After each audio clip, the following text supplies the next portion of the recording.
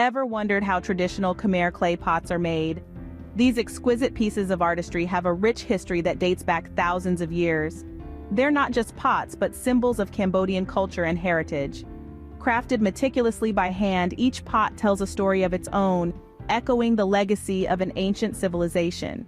They've been used for cooking, storage, and even rituals, reflecting their significance in daily life. Today, we're going to unveil the process of how these traditional Khmer clay pots are made.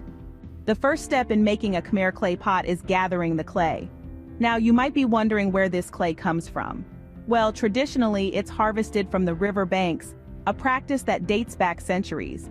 Imagine, the very soil that these rivers have nurtured over time becomes the raw material for our creation. Once collected, this clay isn't ready to be shaped just yet. It needs to be cleaned, a process that involves removing any impurities or foreign materials that could compromise the quality of the final product. It's then kneaded and prepared to achieve the perfect consistency for pot making. But not just any clay will do. The right type of clay is crucial to the pot's final appearance and durability.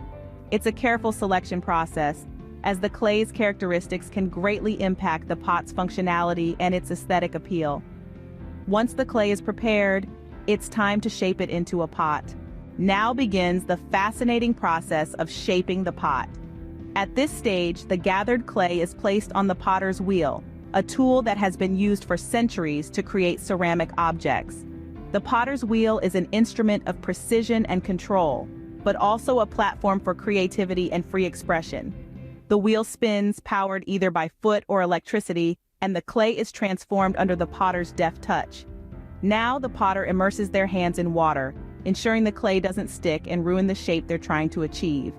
The clay starts as a simple lump, but as the potter applies pressure with their fingers, it begins to rise and form. The potter's hands dance around the clay, a choreography of creation that is as mesmerizing as it is magical. The thumb and fingers work in harmony to control the thickness of the pot's walls. Too thick, the pot may not dry properly or could be unnecessarily heavy. Too thin, and the pot might not survive the firing process. The potter's experienced hands can feel the clay's response, adjusting their touch accordingly. The height of the pot is also critical. The potter lifts and pulls the clay gently upwards, creating a taller form. The final shape of the pot is a testament to the potter's skill, patience, and artistry. After shaping, the next step is drying the pot. After shaping, the pot must be dried and fired. The next step is to let the clay pot dry naturally. This is an important stage where patience is key. It's essential to allow the pot to dry slowly and evenly to avoid any cracks or warping. Once it's thoroughly dried, it's time for the heat. The clay pot is placed in a kiln, which is essentially a high-temperature oven, often reaching temperatures of around 2,000 degrees Fahrenheit.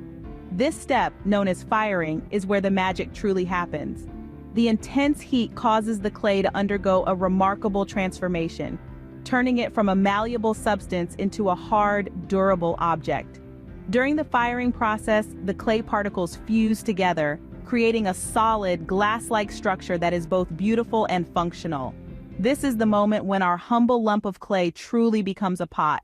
Once the pot is fired, it's ready for the final stage. The final step in making a Khmer clay pot is adding the finishing touches.